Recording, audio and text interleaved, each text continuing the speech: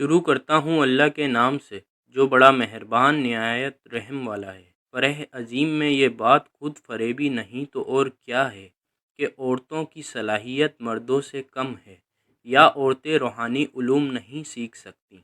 خواتین کی ذمہ داری ہے کہ وہ اللہ اور اس کے رسول صلی اللہ علیہ وآلہ وسلم کے بتائے ہوئے حقوق و فرائض کو سمجھنے کے لیے قرآن کریم کو ترجمے کے ساتھ پڑھیں اور اس میں غور و فکر کریں، اور بچیوں اور بیٹیوں کو بتائیں کہ ہمارے محسن و محترم حضرت محمد صلی اللہ علیہ وآلہ وسلم نے عورت کو غلامی سے آزادی دلائی، علم سے آراستہ کیا، معاشرے میں بلند مقام دیا۔ بس اللہ تعالی ہمیں اخلاق حسنہ پر عمل کرنے کی توفیق دے، آمین۔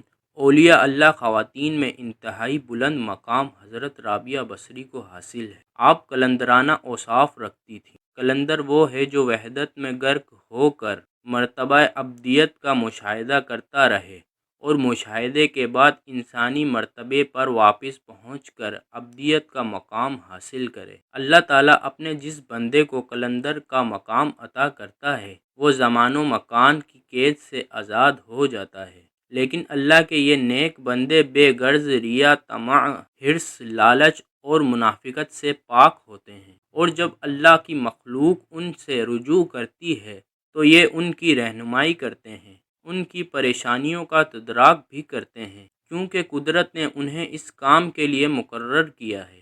یہی وہ پاکیزہ اور قدسی نفس اللہ کے بندے ہیں جن کے بارے میں اللہ تعالیٰ کا ارشاد ہے، میں اپنے بندوں کو دوست رکھتا ہوں اور ان کے کان، آنکھ اور زبان بن جاتا ہوں، پھر وہ میرے ذریعے سنتے اور بولتے ہیں اور میرے ذریعے چیزیں پکڑتے ہیں۔ خواجہ حسن بصری ہفتے میں ایک بار درس دیا کرتے تھے۔ حضرت رابعہ ان کے درس میں حاضر ہوتی تھیں، لیکن جس روز نہ ہوتیں حضرت حسن بصری انتظار فرماتے یا راز کی باتیں بیان نہ فرماتے تھے۔ کسی نے کہا کہ آپ ایک عورت کے لیے اتنا انتظار فرماتے ہیں اور لوگ درس سے محروم ہو جاتے ہیں۔ آپ نے فرمایا، جو شربت ہاتھیوں کے لیے تیار کیا جاتا ہے اس کو چونٹیاں برداشت نہیں کر سکتی۔ حضرت رابعہ بصری کے والدین پر تنگ دستی و غربت کا سخت عالم تھا۔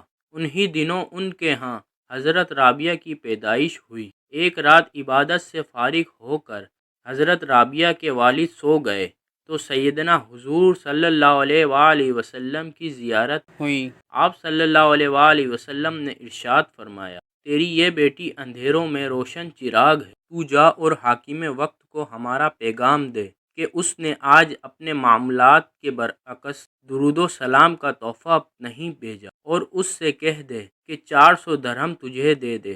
ایک دفعہ حضرت رابعہ بصری کو کسی نے بطور ملازمہ خرید لیا۔ مالک آپ سے سخت کام لیتا، لیکن آپ دن رات محنت کے باوجود حرف شکایت زبان پر نہ لاتے کہ پیر پھسل گیا اور گر پڑیں۔ سخت چوٹ کی وجہ سے آپ کے ہاتھ کی ہڈی ٹوٹ گئی۔ گھر آ کر خود ہی پٹی باندھ لی۔ رات ہوئی تو معمول کے مطابق اٹھ کھڑی ہوں اور اللہ کی حمد و ثنا میں مشغول ہو گئیں۔ رات کو کسی وقت ان کے مالک کی آنکھ کھلی اور وہ آپ کی کوٹری کی طرف گیا۔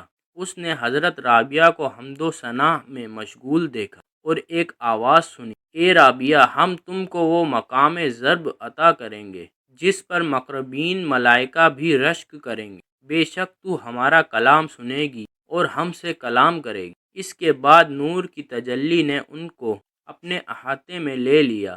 حضرت رابعہ نے بے خودی میں سرشار ہو کر فرمایا، یا اللہ، مجھے تیری ذات کے علاوہ کچھ نہیں چاہیے، تیرا مشاہدہ ہی میرے لیے نعمت کبریٰ ہے۔